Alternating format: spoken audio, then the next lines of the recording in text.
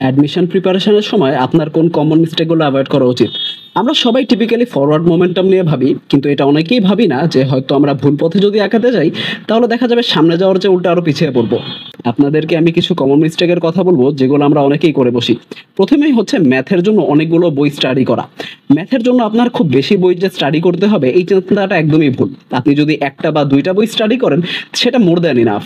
আমরা অনেকেই দেখা যায় যে অতিরিক্ত বই শেষ করতে যেয়ে শেষ পর্যন্ত রিভাইজ দিতে পারি না।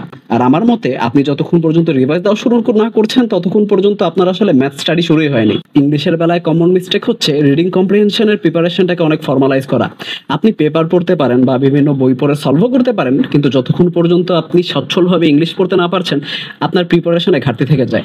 মাঝে মধ্যে এমন জিনিস পড়ুন যেটা হয়তো আপনার লেখাপড়ার সাথে সম্পর্কিত না, কিন্তু ইংলিশের কোয়ালিটি ভালো।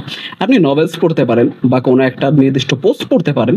যত বেশি আপনি আপনার ইংলিশ রিডিংটাকে র্যান্ডমাইজ করতে পারবেন ততই দেখবেন যে আপনার ইংলিশের কোয়ালিটি আরো বেড়ে যাচ্ছে।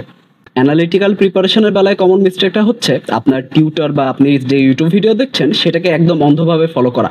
আপনার নিজের কিছু ট্যাকটিক্স বের করা উচিত, কারণ এক্সামে দেখা যাবে আপনার প্রশ্ন কমন পড়ার চান্স খুবই কম। সো আপনার যদি নিজস্ব আন্ডারস্ট্যান্ডিং বা ট্যাকটিক্স না থাকে, হয়তো দেখা যাবে আপনি একটা ইজি প্রশ্ন সলভ করতে পারবেন না। If you liked my video then do react and subscribe. This is Rifat and আরিগাতো ফর লিসনিং।